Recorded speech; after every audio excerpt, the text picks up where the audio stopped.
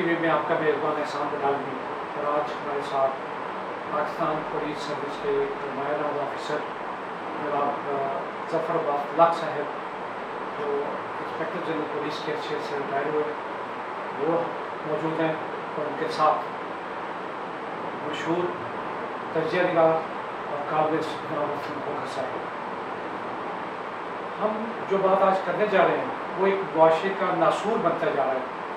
ناظرین، آپ روزانہ اخبارات میں یہ خبریں پڑھتے ہوں گے کہ حتیٰ کہ 6 ماہ کی بچی بھی ریپ ہوئی ہے اس سوسائٹی میں، سال 1.5 سال 2 سال 4 سال یہ عام چیزیں ہو گئی۔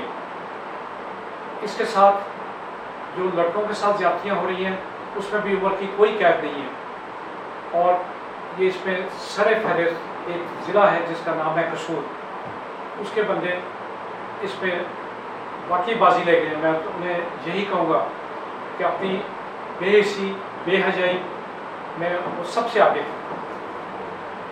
ناظرین، ہم یہاں ان دونوں ماہرین کو اس لیے زحمت دی ہے کہ ظفر عباس لق صاحب یہ بتائیں گے کہ کیا اس میں قصور تفتیشی افسران کا یعنی پولیس کا ہے، عدلیہ کا ہے، یا پروفیسر صاحب کا قصور ہے جو مختلف تعلیمی اداروں میں پڑھاتے رہے، اسلم کھوکھر صاحب، یعنی تربیت کی کمی ہے، ایجوکیشن کی کمی ہے، اور لوگوں کو ایجوکیٹ نہیں کیا جا رہا۔ یہ میں آغاز کرتا ہوں جناب ظفر عباس لق صاحب سے کہ ظفر صاحب، یہ کیسے ہو گیا سوسائٹی میں ایک دم کہ اس طرح بے حجائی بے غیرتی؟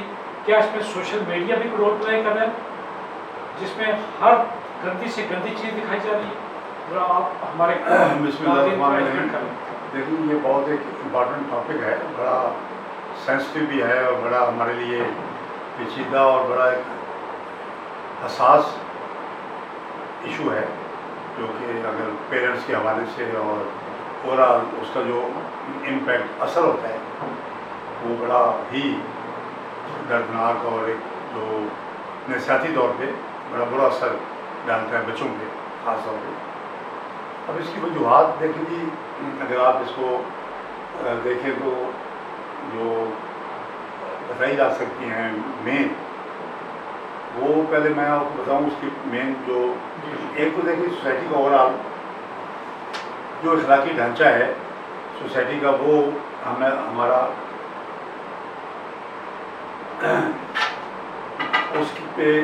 اس کا بڑا رول ہے اس میں، کہ آپ نے دیکھا ہوگا کہ جتنا آپ پیچھے چلتے ہیں آج سے 20 سال پہلے، پھر اس کے بعد 40 سال پہلے، تو یہ واقعات بہت کم ہوں گے، آپ نے دیکھے ہوں گے ہی نہیں تقریباً۔ اس کی وجہ یہ ہے کہ اس وقت آپ کے جو یونٹ تھے، آپ کا گاؤں تھا، آپ کے شہر میں جو محلے تھے وہ بھی گاؤں کے برابر ہی تھے، وہاں بھی بزرگ چھوٹے بڑے ایک برادری لیول پہ ایک اثر ہوتا تھا اور ایک ڈسپلن تھا، اور گاؤں میں بھی ایک اتھارٹی تھی، جو نمبردار تھا، گاؤں کے بڑے تھے، ایلڈرس تھے، ان کی عزت تھی، تو کسی کی ضرورت نہیں ہوتی تھی، چھوٹی موٹی کوئی غلطی کرتا تھا تو اس کو وہی سزا ملتی تھی اور باتیں آگے نہیں جاتی تھی۔ ایک تو وہ ڈھانچہ سارا ہوگا برباد ہوگا۔ اب وہ نلائکی ہے، میں کہوں گا، ہماری سیاستدانوں کی، ہمارے علماء کرام کی، ہمارے جو سوشل لیڈرز ہیں ان کی، اور اس میں سب سے بڑی وجہ جو اربنائزیشن کا ایک پروسیس شروع ہوا کہ گاؤں کے جو باوسیلہ لوگ ہیں اور جو پڑھے لکھے لوگ اور جو ذرا ہر لحاظ سے باشعور لوگ ہیں، وہ گاؤں چھوڑ کے شہر میں آ رہے ہیں کہ جی بچے پڑھانے، ہم نے تعلیم اچھی ہے، تو گاؤں میں جو پیچھے لوگ رہ گئے وہ ذرا اچھی کلاس کے لوگ، زیادہ پڑھے لکھے نہیں ہیں، تو گاؤں کا اس طرح ڈھانچہ سارا خراب ہو گیا۔ اور شہروں میں بھی آبادی بہت بڑھ گئی، پیر سے لوگ آ کے آباد ہو گئے محلوں میں، اس کی وجہ سے شہر کی جو محلوں کا نظام تھا وہ بھی آلموسٹ نہ ہونے کے برابر ہے۔ اب کوئی بندہ 4 گھر چھوڑ دے تو شہر میں کسی کو جانتا نہیں۔ ایک تو یہ وجہ ہے جس کو آپ کہہ سکتے ہیں کہ فطری جو ایک چل رہی ہے، جغرافیائی اور معاشرتی۔ دوسری وجہ جو میں اگر کہوں گا، آپ ایک دیکھیں وہ معاشرے، میں بطور مسلمان بات کر رہا ہوں، کہ اگر اسلامک پوائنٹ آف ویو سے آپ لیں اور مسلمان معاشروں میں اس جرم کا ارتکاب دیکھیں تو مسلمان جو ہمارے مڈل ایسٹ کی کنٹریز ہیں یا جو اور ہمارے انڈونیشیا ہے، ملیشیا ہے، جہاں پہ ایجوکیشن زیادہ ہے اور اسلام کی اسپرٹ جو ہے اور جو معاشرتی طور پہ سوشل جو نارمز ہیں اسلام کے، وہ وہاں پہ وہ نافذ ہوئے ہیں، نافذ العمل ہوئے ہیں۔ مثلا اسلام پہلا مذہب ہے، باقی تمام مذاہب نے سنگل میرج پہ سارا جو معاشرتی نظام ہے اس کو استوار کیا۔ اسلام پہلا مذہب ہے جس نے 4 شادیوں کی اجازت دی۔ اس کے علاوہ ٹیمپریری میرج کا ایک انسٹیٹیوشن ہے، اور جو پہلے زمانے تھے اس میں کنیز اور جو بے سہارا ہوتے تھیں ان کی ساتھ بھی رہنے کے کسی لمیٹڈ حد تک ایک پرمیشن تھی۔ تو ہمارے جو علماء کرام تھے یا جو لوگ تھے ہمارے پڑھے لکھے، کیونکہ ہم ہندو سے کنورٹ ہوئے سب کانٹیننٹ کے مسلمان، تو یہ ہماری رسومات اور کلچر ابھی تک وہ ہندوانہ زیادہ اثرات ہیں اس پہ، اسلام کے کم ہیں، کیونکہ ہمارے ہاں دوسری شادی کو بڑا معیوب سمجھا جاتا ہے اور اس کے اثرات بھی ہوتے ہیں، لڑائی جھگڑے، پہلی بیوی کے جو گھر والے ہیں اور رشتہ دار ہیں وہ بعض اوقات وہ مرڈر کر دیتے ہیں اور اس کو اپریشیٹ نہیں کرتے۔ یہی چیز آپ عرب میں چلے جائیں، پورے مڈل ایسٹ میں، تو مڈل ایسٹ میں وہ شادیاں اپنی مرضی سے کرتے ہیں، کوئی سوشل ہرڈل یا اپوزیشن نہیں ہے ان کی۔ نہ کریں تو ایک میرج بھی ہے، لیکن میجارٹی جو ہے وہ مور دین 50% آپ کہہ سکتے ہیں وہ 2 یا 2 سے زیادہ شادی ہے۔ ایک تو یہ خاص طور پہ سب کانٹیننٹ میں ہمارے یہاں پاکستان میں اور بنگلہ دیش میں۔ ظفر عباس صاحب، ہم آپ کی طرف دوبارہ آئیں گے۔ اب آپ نے جو کہا، ایک تو سوشل جو ہماری آپس میں ہندوانہ ذہنیت کی گھٹن کی وجہ سے ہم دوسری شادی تیسری شادی سے بھی کتراتے ہیں اور خوف کھاتے ہیں، لیکن اس کے ساتھ ساتھ کیا تعلیمی نظام ہمارا اس قابل ہے کہ بچے کی ذہنی تربیت کر رہا ہے پوری طرح؟ اس کے لیے میں پروفیسر اسلم کھوکھر صاحب سے درخواست کروں گا کہ وہ اپنی رائے۔ جی بہت شکریہ طالب صاحب۔ میں سمجھتا ہوں کہ اس سے شرمناک اور کوئی موضوع ہو ہی نہیں سکتا کہ محلے میں جس 6 ماہ کی بچی کا کسی کو نام کا نہیں پتہ اور اس کے ساتھ جو کام کیا گیا وہ پوری دنیا کو پتہ چل جائے اور ہم کہیں سر اٹھانے کے، منہ دکھانے کے قابل نہ رہیں۔ میرے نزدیک 2-3 وجوہات ہیں۔ پہلی یہ کہ پاکستان میں قانون جو ہے، یہ میں آئی جی صاحب کی موجودگی میں کہہ رہا ہوں کہ قانون صرف جو ہے وہ اس کے لیے ہے جس کے پاس پیسے نہیں، جس کے پاس رسائی نہیں، جو وسائل نہیں رکھتا۔ اور دوسری بات کہ جو انہوں نے بھی فرمایا کہ جو سیاستدان ہیں، اور تیسری وجہ جو آپ نے ابتدا میں عدلیہ کا نام لیا، ایک حد تک وہ بھی کہتے ہیں کہ ہمارے پاس جو چالان آئے گا اس کے مطابق ہم سزا دیں گے، لیکن میں یہ سمجھتا ہوں کہ سب سے زیادہ جو ذمہ داری ہے وہ یہ ہے کہ مذہب سے دوری۔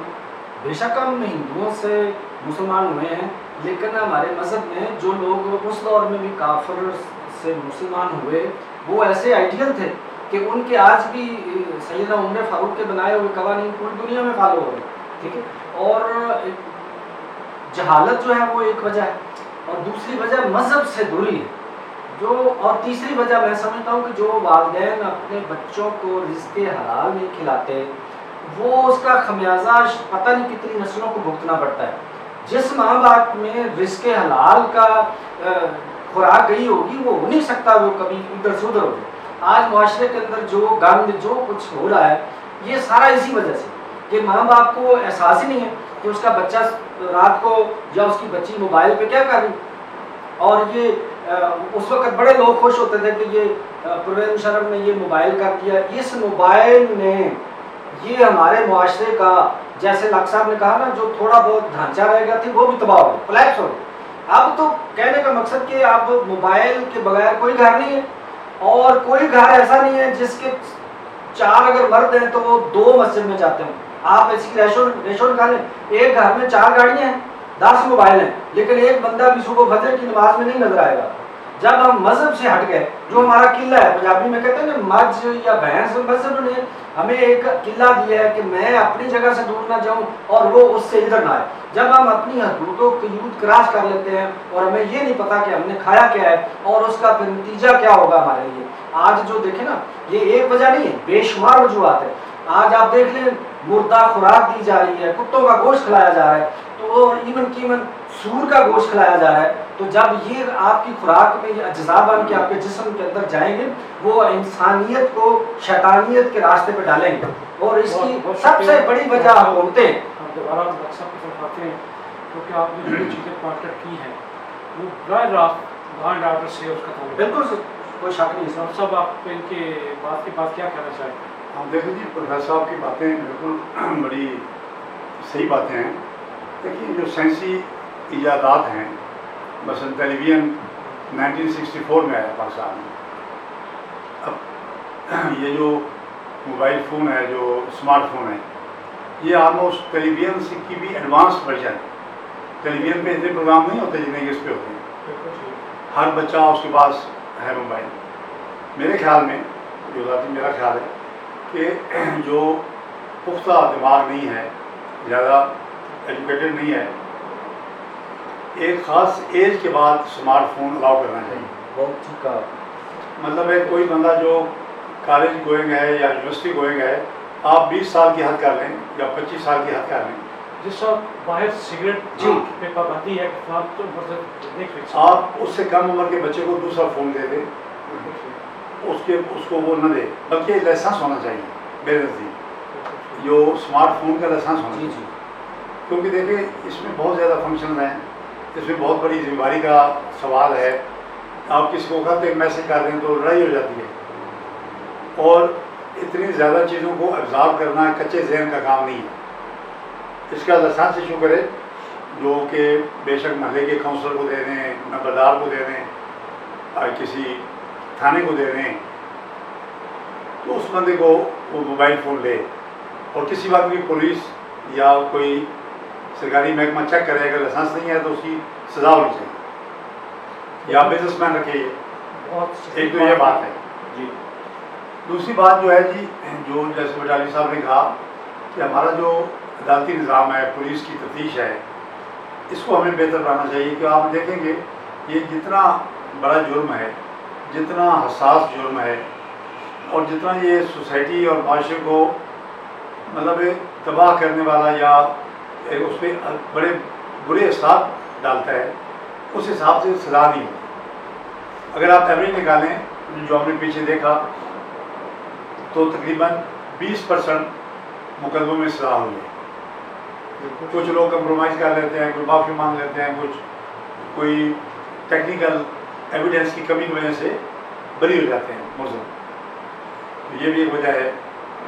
دوسرا میڈیا اس کی تشہیر بھی بہت کرتا ہے، یہ بھی میرے خیال میں غیر ضروری ہے. کیونکہ دیکھ رہے جی کسی ایک زیادتی ہوتی ہے، جو وکٹم ہے، اب وکٹم کو پروٹیکٹ کرنا چاہیے، اس کو ہیلپ دینی چاہیے، کنسول کرنا چاہیے. اس کا کوئی قصور نہیں ہے. آپ جب اس کو ٹی وی پہ لے آتے ہیں تو وہ بہت زیادہ ایک برے اثرات ہوتے ہیں فیملیز کی حد تک اور اس سارے چیز میں. لیکن ایک اور بات بھی ہے، اگر میڈیا پہ نہ آئے، جو ہمارا نظام بن گیا ہے، جو ہمارا عدالتی نظام ہے، پولیس کا نظام ہے، تو شاید اتنی توجہ نہیں ملتی کیس کو.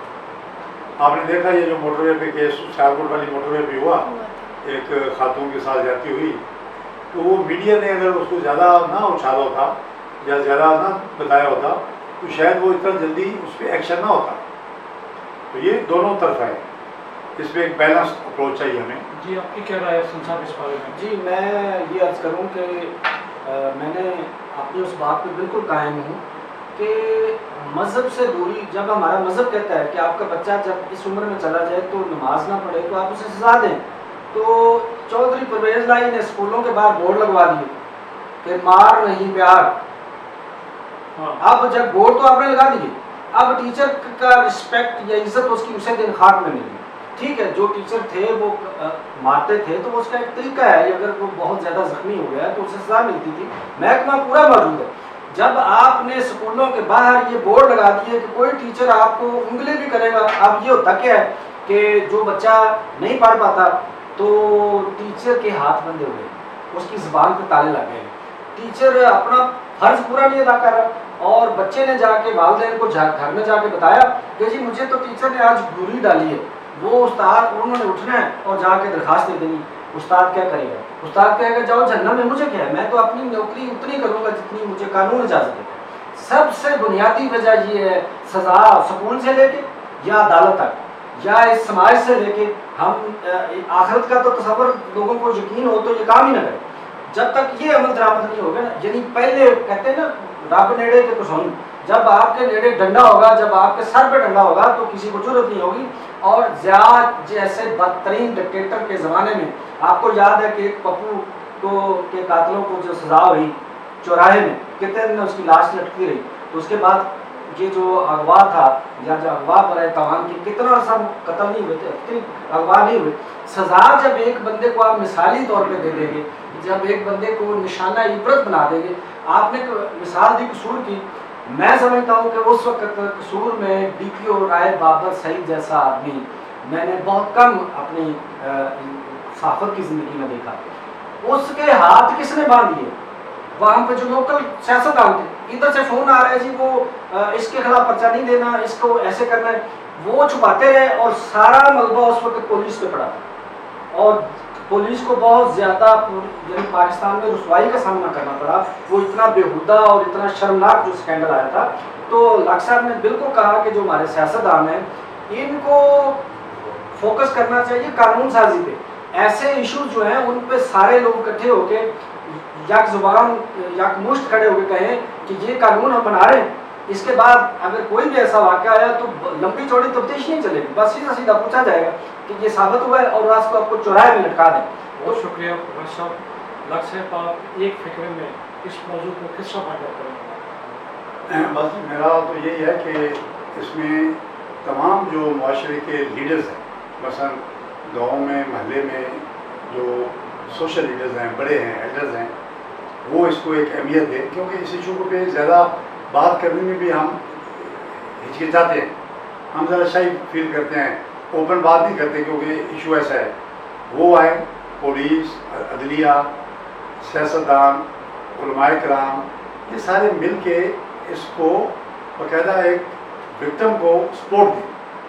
وکٹم کو جب سپورٹ ملے گی تو جرائم پیشہ لوگوں کو اور اس کو ان کے خلاف ایکشن لیا جائے گا.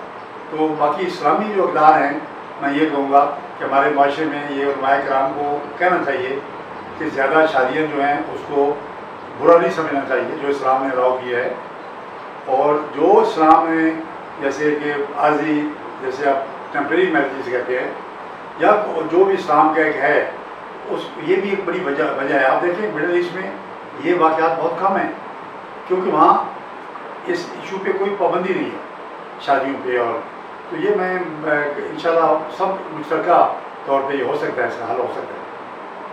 بہت شکریہ زبردست لاکھ صاحب, بہت شکریہ مغر صاحب.